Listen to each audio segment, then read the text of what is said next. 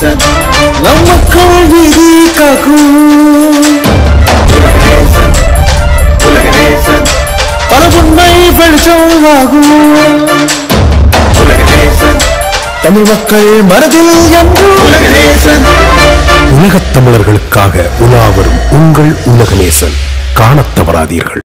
போனபோது நான் ரொம்ப நாளாச்சு படத்தில் நடித்து பட் அது கேள்விப்படும்போது காலைல செய்தியாக பார்க்கும்போது இப்போ அஞ்சலி செலுத்தும் போது சரி ஆட்டோமேட்டிக்காக நாங்கள் அங்கே வந்து ஏன்னா ஹீரோ ஃப்ரெண்டாக நடிக்கும்போது வந்து உங்களுக்கு எதுவும் வேலை இருக்காது. நான் போனோன்னு ஆஸ்டினேட்டர் சொல்லிவிடுவேன், சார் நான் அங்கே தூங்கிட்டு இருப்பேன் சார் அப்படின்னு சொல்லிட்டு போய் நான் வாட்டுக்கு படுத்துருவேன். எனக்கு இப்போ தான் தூக்கம் குறைவாக வருது. அப்போது பெரிய கனவும் பாரமும் இல்லாதனால எங்கே படுத்தாலும் நான் தூங்கிடுவேன். அந்த செட்டில் எங்கேயாவது ஒரு இடத்துல சொல்லிவிட்டு எல்லா படத்துக்கும் போயிட்டு கொஞ்ச நேரம் இருந்து பார்த்துட்டு நானும் ஷூட்டிங் வேடிக்கை பார்க்குற மாதிரி வேடிக்கை பார்த்துட்டு ஒரு இடத்துல படுத்து தூங்கிடுவேன். அப்படி நான் நிறைய இடத்துல படுத்து தூங்கியிருக்கேன். செல்வா சாரும் தனுஷும் கிரிக்கெட் விளையாட கூப்பிடுவாங்க. நாங்கள்லாம் விளையாண்டுருக்கோம் அவங்களோட சேர்ந்து. ஸோ அங்கே நிறைய இடத்துல கிரிக்கெட் விளையாண்டுருக்கோம்.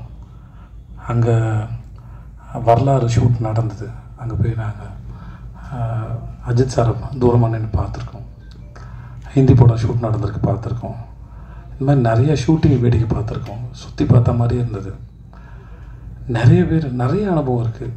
ஒரு படம் தான் அங்கே பண்ணேன், ஆனால் நிறைய அனுபவம் இருக்குது. இன்றைக்கி அவர் இறந்து போயிட்டான்னு கேள்விப்படும்போது மிகவும் வேதனை அளிக்குது. இப்படி ஒரு கற்பனை பண்ண மனுஷன் நிறைய பேரோட கற்பனைக்கு வந்து உருவம் கொடுத்துருக்காரான்னு நம்புகிறேன். அதுக்காக மிக மறந்துக்கிறேன். அவருடைய ஆன்மா சாந்தி அடையட்டும். அப்புறம் வந்து கம்மிங் டு மகாராஜா, இந்த நித்தில ட்ரெய்லர் வந்த உடனே ஒரு படப்படப்பு அனுபவம் தெரிஞ்சிருக்கும். இந்த படத்தோடையும் இந்த கதையும் வந்து அதை யார் முறை பார்க்கும்போது சரி அவங்களுக்கு இந்த படத்தோட எக்ஸ்பீரியன்ஸ் வந்து முழுசாக கிடைக்கணும் அப்படின்னு படம் பார்த்துட்டு அதோடைய கருத்து என்னவா வேணா இருக்கலாம் அவங்களுடையது. ஆனால் அவன் சொல்ல வருவது, அவன் உங்களுக்கு சொல்ல வருவதை தாண்டி அவன் உங்களுக்கு ஏற்படுத்த விரும்புகிற அனுபவம்னு ஒன்று இருக்குல்ல, அதுக்கு அவன் ரொம்ப மெனக்கெடுறான். அதை மட்டும்தான் அவன் பொத்தி பொத்தி பாதுகாக்கிறான். அது இவ்வளோ தெரிஞ்சிருமோ அது தெரிஞ்சு இந்த ட்ரெய்லர் வர்றது கூட ப்ரொடியூசர் அவனுக்கு ரொம்ப நேரம் ஆர்கியூமெண்ட்டு சண்டை, இது எதாவது ரிவீல் ஆகிடுமோ அப்படின்னு பயந்துகிட்டே இருந்தான். அதனால் நீங்கள் படம் பார்த்து விமர்சனம் சொல்கிற உங்கள் அனைவர்கிட்டையும் ஒரே ஒரு வேண்டுகோள், முடிஞ்ச அளவுக்கு கதையை ரிவீல் பண்ணாமல் நீங்கள் அது மேலே என்ன கருத்து வேணால் வைங்க. தயவு செஞ்சு கதையை மட்டும் ரிவீல் பண்ண வேணான்னு வேண்டி கேட்டுக்கிறேன். ஓகே தானே உனக்கு? ஸோ அது மட்டும்தான் அவனுக்கு இது. மற்றபடி கதை படம் உங்களுக்கு பிடிச்சிருக்கு பிடிக்கல எதுவாக இருந்தாலும் அது உங்களுடைய விருப்பம் தான். என்னுடைய 50வது படம் அது மகாராஜா அமைஞ்சதில் வந்து நான் பெரும் மகிழ்ச்சி அடைகிறேன். அப்போது நித்தலன் மாதிரி ஒரு டைரக்டரோட ஒர்க் பண்ணுறதும் பெரும் சந்தோஷம். சுதன் சார் எதேச்சும் 25வது படம் அமைஞ்சது சீதக்காதி. சீதக்காதி என்னுடைய 25வது படம் அமைஞ்சது என் வாழ்வின் பாக்கியம். அதே மாதிரி 50வது படத்தில் நித்தலோடு சேர்ந்து மகாராஜான்னு ஒரு படம் பண்ணதும் என் வாழ்வின் சிறந்த அனுபவத்தின் பரிசு இல்லை, அதையும் நான் பாக்கியமாக தான் பார்க்குறேன். ஐ ஹேட் ஒண்டர்ஃபுல் எக்ஸ்பீரியன்ஸ். சூப்பராக இருந்துச்சு. ஒவ்வொரு நாளும் ஒருத்தனுடைய தேடுதலோடையும் அறிவோடையும் அவனுடைய ஆர்வத்தோடையும் அவனோட ஃபில்ம் மேக்கிங் எக்ஸ்பீரியன்ஸோடையும் ஒருத்தன் ஓப்பனாக இருந்தார், திறந்த புத்தகமாக இருந்தார்.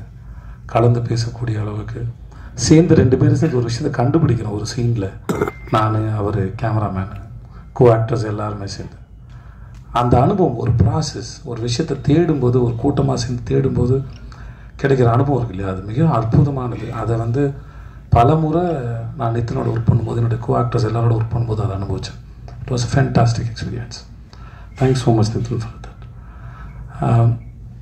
ஜூன் 14 வருது. உங்கள் எல்லாருக்கும் அந்த படம் பிடிக்கும் நினைக்கிறேன். மற்றபடி என்னோடய படத்தில் நடித்த நட்டீஸாக இருக்கட்டும், மம்தா, அபிராம் மேடமாக இருக்கட்டும், அந்த கல்கியாக இருக்கட்டும், அந்த வினோத் சாகர். கல்கி எனக்கு இந்த படத்தில் தான் தெரியும். வினோத் ஆரஞ்சு மட்டையில் நான் விரும்பி கேட்ட நடிகை. எனக்கு இந்த மாதிரி ஒருத்தர் தான் நல்லாயிருக்குன்னு சொல்லிட்டு அப்போதுலேருந்து பழக்கம். ஸோ கல்கி வந்து நான் அவனை ரொம்ப ரசிக்கிறேன். நான் ஏன்னா அவன் சீன் பண்ணும்போது அவன்கிட்ட ஒரு வியர்டான டைமிங் இருக்குது. ரொம்ப நல்ல நடிகன். எதிர்காலத்தில் மிக சிறந்த நடிகனாக வருவான் நான் நம்புகிறேன். அவன்கிட்ட நிறைய இருக்குது எக்ஸ்ப்ரெஸ் பண்ணுறதுக்கு. சிறந்த சந்தர்ப்பம் அமைஞ்சு நல்ல பெரிய ஆக்டர் வரதுக்கு. உட்காருங்க சார். அதுதான் நட்டி சார் இந்த படத்துக்கு வந்தது மிகப்பெரிய ப்ளஸ்ஸு. அந்த கேரக்டரை ரொம்ப அழகாக கேரி பண்ணியிருந்தார். அவருக்கு ரொம்ப நன்றி. அந்த அருள்தாசனை இந்த 50 படத்தின் ஒரு அழகான கோலமாக இருந்தால் அதன் முதல் புள்ளி அவர் சொல்லி அவரால் நடந்தது அது. ஸோ அவருக்கு ரொம்ப நன்றி. என் இயக்குனர், என் குருநாதர் என் சின் ராமசாமி சாருக்கு. அவருடைய வாழ்க்கையை கேள்விக்குறியாக இருக்கும்போது என்ன மாதிரி ஒரு ஆளை, யாருமே நம்பாத ஒரு ஆள், என் உறவுகளும் என் சார்ந்த யாருமே நான் நம்பாத ஒரு ஆள், நானே நம்பாத ஒரு ஆள், தான் இக்கட்டா சூழலில் இருக்கும்போது என்ன மாதிரி ஒருத்தரை கூட்டுக்கிட்டு அந்த படத்துக்கு ஷூட்டிங் போடுறது வந்து மிக ஆச்சரியமான ஒரு விஷயம். அது நடந்ததுக்காக அவருக்கு மிகப்பெரிய நன்றி. சிஜே பாஸ்கர் சார் என்னுடைய சீரியல் எனக்கு முதல்ல என்ன நடிக்கவே தெரியாத போது எனக்கு வாய்ப்பு கொடுத்து நான் துவண்டு போகும்போது ஒரு நாள் வந்து, உன் கண்ணும் சிரிப்பு நல்லா இருக்குடா, உணர்ந்து நடித்தா நீ நல்லா வருவேன்னு என்ன ஒரு நாள் சொன்னார். ஸோ அவருக்கு மிக்க நன்றி. நிறைய பேர் எனக்கு உதவி பண்ணியிருக்காங்க, நிறைய பேர் சொல்லி கொடுத்துருக்காங்க. சின்ன சின்ன விஷயம். இந்த 50 படங்கிறது ஒரு மாலையாக இருந்தால் அது ஒவ்வொரு மணியும் இங்கே இருக்கிற அத்தனை பேராலையும் கோர்க்கப்பட்டது.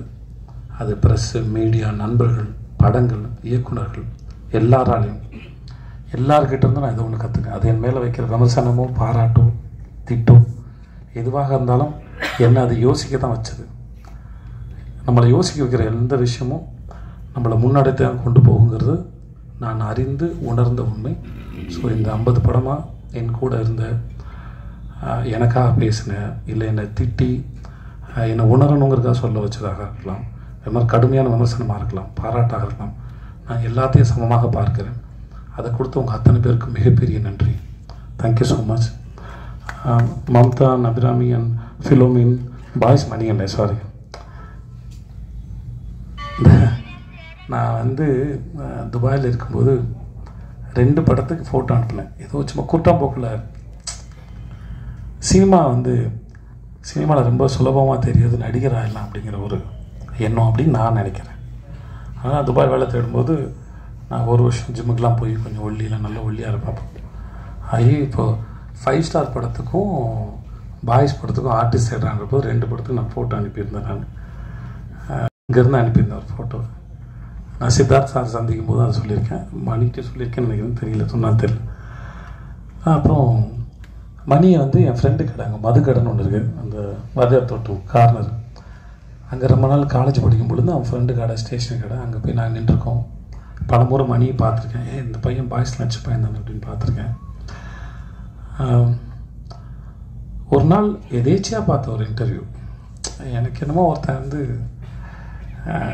இனிமேல் இந்த வாழ்க்கை எவ்வளோ பயமுறுத்தினாலும் நான் பயப்பட மாட்டேனா அப்படின்னு ஒருத்தன் ரியலைஸ் பண்ண மாதிரி இருந்தது அந்த இன்டர்வியூ. பெரிய பூதம் பேயினா அது வாழ்க்கை தான், இது என்ன பண்ணுன்னே தெரியாது, எப்படி நேற்று இருந்த நொடி இன்னைக்கு இல்லை, அடுத்த நொடியும் கேள்விக்குறியாக இருக்குது. ஸோ அதில் ஆச்சரியம் நடக்குமா இல்லை ஏதாவது நடக்குமா, பயமுறுத்துமான்னு கூட தெரியாது. அப்படி இனிமேல் அந்த இன்டர்வியூ பார்க்கும்போது எனக்கு இருந்த ஃபீல் வந்து நான் ரொம்ப அட்ராக்டிவாக இருந்தது. ஒருத்தர் உட்காந்து கண்ணாடி போட்டுட்டு பேசினது, வீட்டில் அம்மாவுக்கு சமைச்சு, இந்த வாழ்க்கை ரொம்ப அழகாக. இப்போயோட தென்கட்சி கோ சுவாமிநாதன் அவருடைய கதை ஏதோ கேட்ட மாதிரி ஒரு ஞாபகம். நண்பர் ஒருத்தர், அது அறகுறையாக தான் ஞாபகத்தில் இருக்குது, பட் மழை பெய்யும் போது உட்காந்து பக்கோடா சாப்பிட்றது பிடிக்கும். அப்புறம் வேலையெல்லாம் முடிஞ்சு ரிட்டையர் ஆனதும் இப்பயும் அவர் மழை பெய்யும்போது உட்காந்து பக்கோடா சாப்பிடுவார்ன்றபோது அது இவ்வளோ அழகாக வாழ்க்கையை சாதாரணமாக எடுத்துக்கிறதுல அது வந்து இட் வாஸ் பியூட்டிஃபுல். நான் அந்த மாதிரி மழை பெய்யும்போது பக்கோடா சாப்பிட்ற ஒரு ஆளாக தான் அந்த திருப்பதியில் மணிகண்டன் பார்த்தேன். எனக்கு அது ரொம்ப பிடிச்சிருந்தது. நான் உதவி பண்ணணும் இல்லை காப்பாற்றணுன்ற எந்த எண்ணமும் கிடையாது. அதனால் அந்த ஸ்டேட்மெண்ட்டில் ஒரு ரொம்ப இன்ட்ரெஸ்டிங்கான பர்சனாலிட்டியாக இருந்தாப்புல. அதனால நான் நித்தில்ட்டேன்னு சொன்னேன் நான்.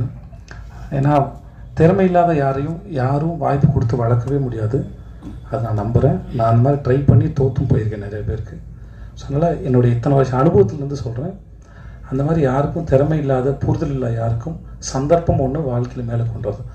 அவர்களுக்குள்ள என்ன தேடல் இருக்குது, அவர்கள் என்னவா புரிஞ்சுக்கிறாங்க, அவர்கள் என்னவா பார்க்குறாங்க ஒரு விஷயத்தை, அதை வச்சு தான் ஒவ்வொருத்தருடைய வாழ்க்கையின் முன்னேற்றமும் இல்லை பின்னடைதலும் இதுவாக இருக்குது. நான் இன்றைக்கி மேலே கீழே என்னவாக இருந்தாலும் செய்த தவறுகளும் புரிதலும் ஏதோ ஒரு காரணத்தில் நான் ஒரு ஆளாக இருக்கிறேன். அது நான் கிரேட்டோ சாதாரணமாக தெரியாது, பட் அதுதான் நினைக்கிறேன்.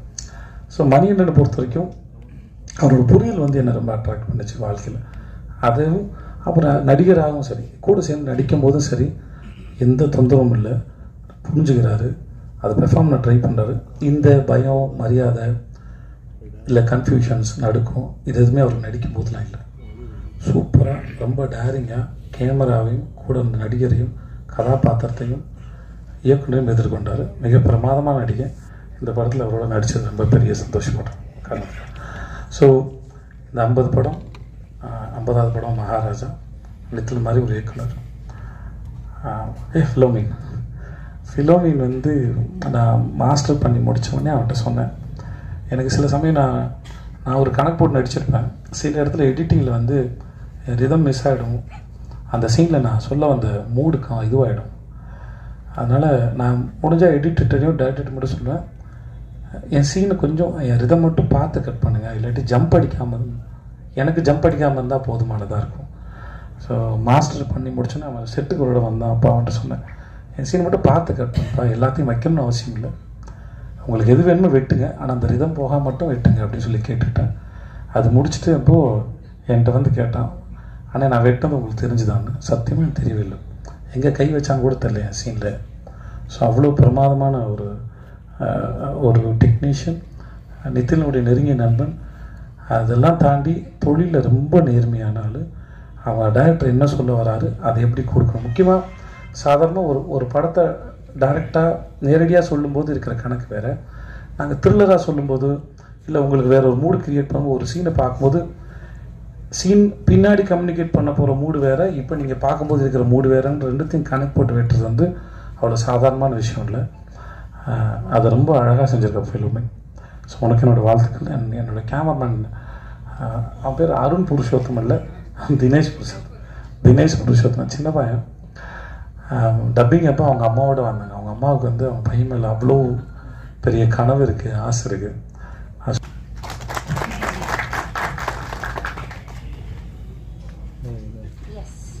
ஸோ ஃபோட்டோஸ் எடுத்துக்கலாம் ப்ளீஸ். எல்லோரும் எழுந்துக்கலாம். Photographers are we ready? Sudhan sir, please come onto the stage.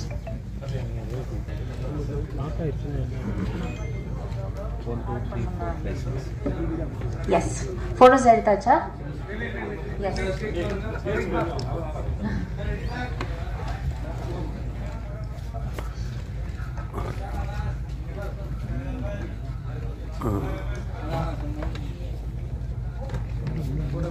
Yeah? Video.